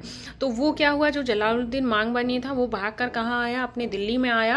और दिल्ली में आकर उसने क्या किया था, मांगबरनी से अपने इल्तुतमिश से क्या मांगी थी, सहायता मांगी थी। इल्तुतमिश ने इनकार कर दिया था कि हम आपको सहायता नहीं देंगे, क्योंकि मंगोलों का आक्रमण बहुत ज़्यादा बढ़ रहा था। तो इस तरह इल्तुतमिश जो चंगेज खां का आक्रमण है, अगर पूछता है तो किसके शासनकाल में हुआ, तो आपको इल्तुतमिश के शासनकाल में बताना है, इससे ज़्यादा कुछ याद नहीं रखना है। अब देखेंगे जो दोनों सुल्तानों ने सेनाएं बनाई थी उनकी क्या चुनौतियां थी, उनके बारे में हम देखेंगे, ठीक है। फिर जल्दी आपका फिनिश होने वाला, थोड़ा और रह गया है, तो इनके देखेंगे। इनका जो कंपेरिजन है ये पूछा जाता है, तो इस पर ध्यान से आपको देखना होगा, ठीक है। तो यहाँ पे अलाउद्दीन की है, यहाँ पे मोहम्मद बिन तुगलक की है। जो उन्होंने सेनाएं बनाई थी मुग़लों से बचने के लिए, उनके भारी सेनाएं बनाई थी, तो उनसे निपटने के लिए व्यवस्था भी की होगी। तो क्या व्यवस्थाएं थी वो जानेंगे। दिल्ली पर 2 बार हमले हुए। जो दिल्ली पर क्या हुए, 2 बार हमले हुए, किसके, मुग़लों के। एक तो 1299 में, एक 1300 में, और 1299, 1300 में, और 1302 और 1303 में, यानी कि 1299 या 1300 में, दो में से एक डेट आएगी, आप वो लिख देना। और दूसरा 1302 से 1303 में। इनका सामना करने के लिए अलाउद्दीन खिलजी ने क्या किया था, बड़ी सेना तैयार की, ठीक है।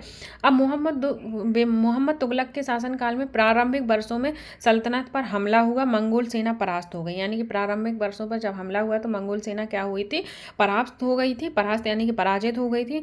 मोहम्मद तुगलक को अपनी सेना की शक्ति और अपने संसाधनों पर इतना विश्वास था कि उसने क्या किया, उसने खुद ही ट्रांस ऑक्सियाना पर आक्रमण की योजना बना ली और एक स्थायी सेना तैयार करने का कदम उठाया। तो इसने, मोहम्मद बिन तुगलक ने क्या किया था, मंगोलों को परास्त किया था। फिर उन्हें अपनी सेना पर विश्वास था, इसलिए इन्होंने खुद ही ट्रांस ऑक्सियाना पर हमला की योजना बनाई। इसके लिए उन्होंने विशाल योजना तैयार की थी, ठीक है। और अलाउद्दीन खिलजी ने क्या किया था, उनके काल में आक्रमण हुए थे, तो उन्होंने विशाल योजना तैयार की थी। अब अलाउद्दीन खिलजी क्या करता है, अलाउद्दीन खिलजी अपने सैनिकों के लिए सीरी नामक एक नया गैरिसन शहर बनवाया। अलाउद्दीन खिलजी ने सीरी नामक एक शहर था, उसमें क्या किया, गैरिसन शहर बनवाया। हमने आपको सीरी बताया था, ठीक है। और मोहम्मद तुगलक ने भी क्या किया था, गैरिसन शहर बनाने के स्थान पर क्या किया, उन्होंने दिल्ली के 4 शहर में से सबसे पुराना शहर दिल्ली या कोहिना के निवासियों को खाली करवाकर वहाँ सैनिक छावनी बनवा दी। यानी कि गैरिसन किसने बनवाया, अलाउद्दीन खिलजी ने। और इन्होंने क्या किया, इन्होंने गैरिसन नहीं बनवाया तुगलक ने, इन्हें क्या किया, दिल्ली ये कोहिना शहर दिखाया था ना मैप में मैंने, तो वो वहाँ के निवासियों से खाली कराकर वहाँ की सैनिक छावनी बनाती, ठीक है। पुराने शहर के निवासियों को दक्षिण की बनी नई राजधानी दौलताबाद में भेज दिया। जो पुराने शहर के निवासी थे तो उन्हें क्या किया, दक्षिण की बनी राजधानी दौलताबाद में भेज दिया। यानी कि मोहम्मद बिन तुगलक ने अपनी राजधानी दौलताबाद भी बना ली थी। आगे बढ़ते हैं। सैनिक के पेट भरने की समस्या को गंगा यमुना के बीच की भूमि से कर के रूप में खेती की पैदावार इकट्ठा करके हल किया गया है। किसानों की पैदावार से कितना 50% क्या किया गया, उनसे कर लिया गया, ठीक है। और कहाँ की ज़मीन पर, गंगा यमुना की ज़मीन पर, अलाउद्दीन के काल में।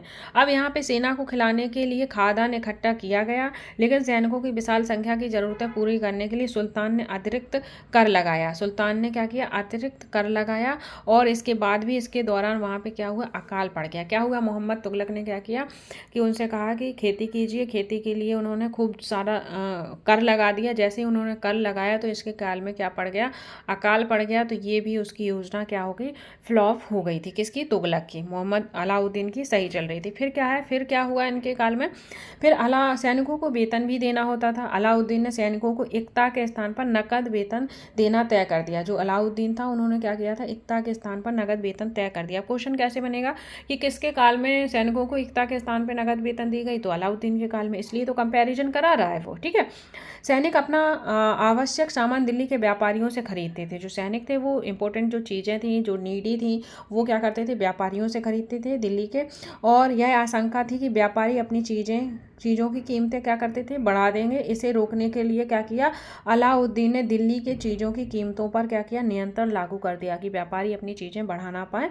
अफसर बड़ी सावधानी से कीमतों का क्या करते थे, सर्वेक्षण करते थे, और जो व्यापारी निश्चित दरों का उल्लंघन करता था उन्हें क्या की जाती थी, सजा दी जाती थी। अब तुगलक क्या कर रहे हैं, उन्होंने सैनिकों को नगद वेतन देता था, लेकिन कीमतों पर नियंत्रण की जगह क्या किया उसने, कीमतों पर नियंत्रण की जगह क्या किया, कुछ कुछ आज की कागजी मुद्रा की तरह टोकन यानी कि सांकेतिक मुद्रा चलाई। ये सिक्के धातु के बने होते थे, लेकिन सोने चांदी ना होकर सस्तु धातु के थे। क्या थे, जो उन्होंने क्या किया कि कीमतों पर नियंत्रण नहीं किया, पर कुछ कुछ आज की कागजी मुद्रा की टोकन चलाई। ठीक है, वो क्या कहलाई, सांकेतिक मुद्रा कहलाई। तो सांकेतिक मुद्रा किसने चलाई, तुगलक ने। ये क्या होते थे, ये सिक्के धातु के बने होते थे, लेकिन सोने चांदी के ना होकर सस्ती धातु के। 14वीं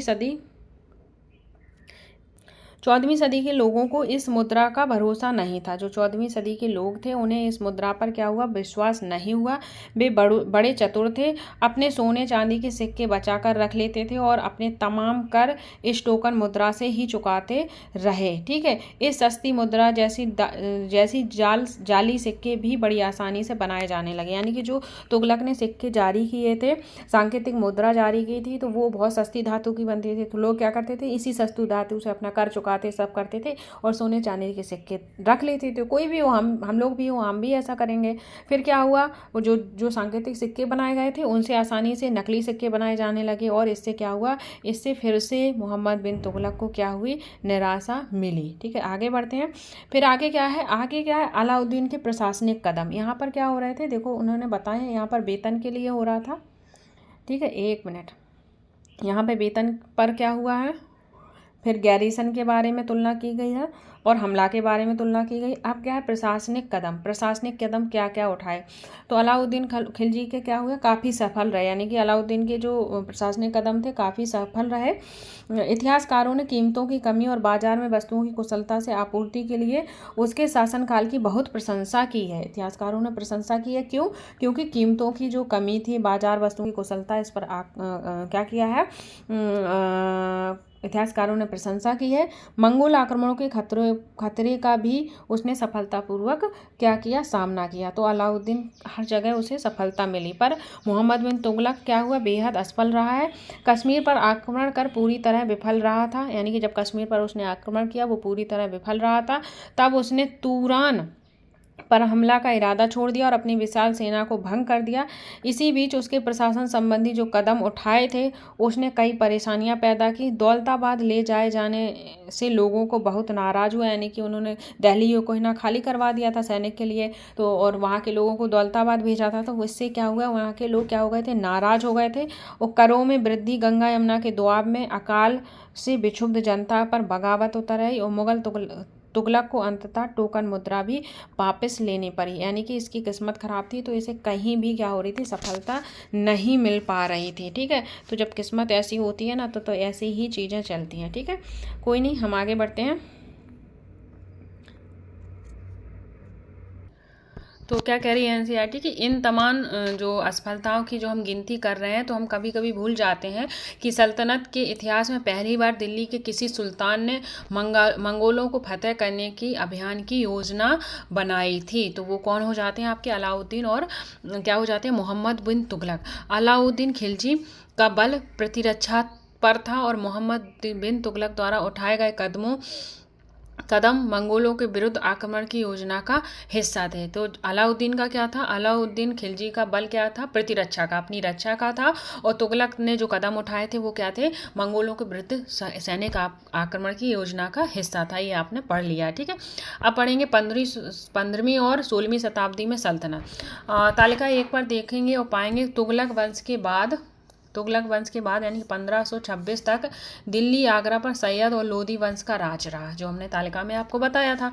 तब तक जौनपुर, बंगाल, मालवा, गुजरात, राजस्थान, पूरे दक्षिण भारत में स्वतंत्र शासक उठ खड़े हुए थे। यानी कि तब तक क्या हुआ था, स्वतंत्र शासक उठ खड़े हुए थे, क्योंकि जब अपना कोई भी राजा क्या होता है, वीक पड़ता है, तो बहुत से लोग क्या हो जाते हैं, आप पर हावी हो जाते हैं। ठीक है, तो उनकी राजधानियां समृद्ध थीं और राज फल फूल रहे थे। इसी काल में अफगान तथा राजपूत जैसे नए शासक उभरे। यानी कि जो सैयद और लोदी वंश था, उसी समय कौन से शासक समूह उभरा है, तो वो अफगान हो जाते हैं और राजपूत हो जाते हैं। आगे बढ़ेंगे। इस काल में स्थापित राज्यों में से कुछ छोटे तो थे पर शक्तिशाली थे, और उनका शासन बहुत ही कुशल और सुव्यवस्थित तरीके से चल रहा था। शेरशाह सूरी, जो शेरशाह सूरी था, वो 1540 से 1545 ने बिहार में अपने चाचा के एक छोटे से इलाके में प्रबंधक के रूप में काम शुरू किया था। जो शेरशाह सूरी था, उसने 1540 में बिहार के एक छोटे से इलाके में अपना काम प्रबंधक के रूप में शुरू किया था। और आगे चलकर क्या हुआ, आगे चलकर उसने इतनी उन्नति की कि उसने मुगल सम्राट किसको हरा दिया, हुमायूं को हरा दिया। कब, 1530 और 1540 में। ठीक है, और 1555 और 1556 तक को चुनौती दी और परास्त कर दिया। ठीक है, यानी कि 1530 और 1540 में उसे हरा दिया था। और फिर क्या हुआ, फिर 1555 और 1556 में फिर से उसने, हुमायूं को क्या था, 1530 और 1540 तक उसका शासन रहा। फिर क्या किया, शेरशाह सूरी ने हराकर 1555 और 1556 में अपना उसे परास्त कर शासन किया। ठीक है, शेरशाह ने दिल्ली पर अधिकार करके स्वयं राजवंश स्थापित किया था। जो शेरशाह था, उसने दिल्ली पर क्या किया, अपना अधिकार स्थापित किया और अपना राजवंश स्थापित किया था, जिसे क्या कहते हैं, सूरवंश। केवल 15 वर्ष तक रहा, यानी कि 1540 से 1555 तक चला। तो शेरशाह, अगर क्वेश्चन बनता है कि सूरवंश की स्थापना किसने की थी, तो वो हो जाएगा आपका शेरशाह सूरी। ठीक है, तब 1540 से लेकर 1555 तक। ठीक है, यानी कि जो हुमायूं का शासनकाल था वो आपका 1530 से 1540, फिर उसके बीच में कौन आ जाता है, सूरवंश का शासन हो जाता है दिल्ली में 1540 से 1555 के बाद। फिर से हुमायूं आ जाता है 1555 से 1556 के बाद। आगे जानेंगे। लेकिन इसके प्रशासन ने अलाउद्दीन खिलजी वाले तरीकों को अपनाकर उन्हें और भी क्या किया, चुस्त बना दिया था। जो अलाउद्दीन ने अपनाए थे नियम कानून, वो इसने भी अपनाए। ठीक है, फिर क्या है, फिर महान सम्राट अकबर, कौन, महान सम्राट अकबर 1556 से 1605 ने क्या किया, मुगल साम्राज्य को समेकित किया। तो उसने अपने प्रतिमान के रूप में शेरशाह की प्रशासन व्यवस्था को ही अपनाया। जब अकबर आया, हुमायूं के बाद कौन आएगा, अकबर आया, तो अकबर ने क्या किया, जो शेरशाह ने शासन व्यवस्था बनाई थी, उसे ही क्या किया, उसने लागू किया। ठीक है, आगे बढ़ते हैं। तो ये है आपकी लास्ट स्लाइड और आपका यहीं पर चैप्टर फिनिश हो जाएगा। ठीक है, 3 श्रेणियाँ, ईश्वर, शांति, नाइट और धर्म युद्ध, इनके बारे में जानेंगे। ये क्या चीज़ें हैं, 3 श्रेणियाँ, ईश्वर, शांति और नाइट, धर्म युद्ध। ठीक है, देखते हैं क्या है। 3 श्रेणियों का विचार सबसे पहले 11वीं शताब्दी के आरंभ में फ्रांस में सूत्रबद्ध किया गया था। तो क्वेश्चन आ सकता है 3 श्रेणियों का विचार कहाँ से आया, तो ये आपके फ्रांस से आया। ठीक है, और कब आया, 11वीं शताब्दी में। इसके अनुसार समाज को 3 वर्गों में विभाजित किया जाता था, प्रार्थना करने वाला वर्ग, युद्ध करने वाला वर्ग और खेती करने वाला वर्ग। तो 3 श्रेणियों का विचार 11वीं शताब्दी में फ्रांस से सूत्रबद्ध हुआ था। इसमें 3 श्रेणियां आती हैं, नंबर 1 प्रार्थना करने वाला, नंबर 2 युद्ध करने वाला और नंबर 3 खेती करने वाला हो जाता है। 3 वर्गों में समाज के इस विभाजन को ईसाई धर्म का भी समर्थन मिला। यानी कि जो समाज विभाजन था, इसमें किसको समर्थन मिला, तो ईसाई धर्म का समर्थन मिला। इस विभाजन से ईसाई धर्म के समाज में अपने प्रबल प्रभाव को और भी दृढ़ करने में सहायता मिली। इसी विभाजन से योद्धाओं का एक नया समूह भी उभरा।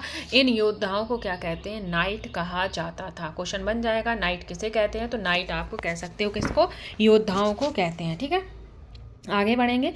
ईसाई धर्म एक समूह को संरक्षण देता था, वह अपनी ईश्वरीय शांति की अवधारणा प्रसार में इनका उपयोग करता था। यानी कि जो ईसाई धर्म था वो एक समूह को संरक्षण देता था और वो क्या करते थे, अपनी ईश्वरीय शांति की अवधारणा और इनका उपयोग करता था। नाइटों से अपेक्षा की जाती थी कि वे धर्म और ईश्वर की सेवा में समर्पित योद्धा रहें और कोशिश यह रहती थी कि इन योद्धाओं को आपसी लड़ाई भिड़ाई से विमुख रख करके उस मुसलमानों के विरुद्ध योजना करने भेज दिया जाए जिन्होंने यरूशलेम शहर पर कब्जा किया था। कहाँ पर कब्जा कर लिया था? यरूशलेम शहर पर कब्जा किया था। वहाँ पर उन्हें युद्ध करने के लिए भेजा जाता था, किन्हें? नाइटों को। ठीक है, आगे बढ़ेंगे। इस प्रयत्न के परिणाम स्वरूप सैनिक अभियानों की श्रृंखला चली, जिसे क्या कहते थे? क्रूसेड कहा जाता था। क्रूसेड क्या होता था? धर्म युद्ध होता था। सीधे सीधा क्वेश्चन पूछेगा कि क्रूसेड क्या है, या मैचिंग में डाल देगा, एक साइड क्रूसेड, एक साइड डाल देगा धर्म युद्ध, एक साइड डाल देगा नाइट, एक साइड डाल देगा क्या?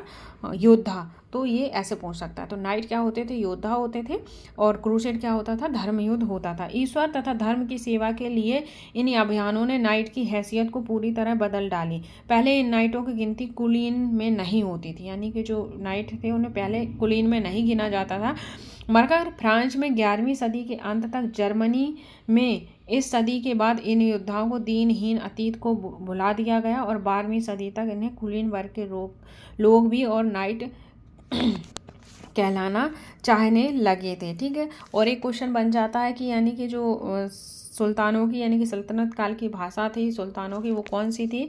तो वो आपकी फारसी भाषा हो जाती है। ठीक है, अब इम्पोर्टेंट वर्ड जो हमने यहाँ पे पढ़े हैं वो देख लेते हैं। तो हमने किसके बारे में पढ़ा? इक्ता का अधिकारी क्या कहलाता था? इक्तेदार या मुफ्ती कहलाता था। ठीक है, फिर तारीख एक वचन है किसका? तवारीख का। ठीक है, क्या क्या काम करते थे वो? राजाओं को सलाह देते थे, न्याय संगत बातें करते थे, और कहाँ वो क्या होते थे? सुशिक्षित होते थे। इस चीज़ का आप ध्यान रखेंगे, इनको एक बार फिर से पढ़ लेंगे। गैरिसन क्या होती थी? सैनिकों के लिए रहने की जगह। मंगोलों के आक्रमण के बारे में पढ़ा, लिंग के बारे में पढ़ा, और खराज क्या होता था? कृषि पर लगाया जाने वाला कर था। तो आई होप चीज़ें आपको क्लियर हो गई होंगी। मेरा भी गला साथ नहीं दे रहा है, कुछ बोल रही हूँ कुछ निकल रहा है, बहुत ज़्यादा लंबी क्लास हो गई है। सो आई होप चीज़ें पसंद आई होंगी। अगर पसंद आई हैं गाइस तो लाइक शेयर सब्सक्राइब करिएगा और कमेंट करना ना भूलिएगा। कमेंट करने से लगता है कि हाँ आप लोग हमारे क्लास में रेगुलर हो और एक्टिव हो, और इससे क्लास बढ़ाने में मन भी लगता है। So thank you guys, take care and bye bye.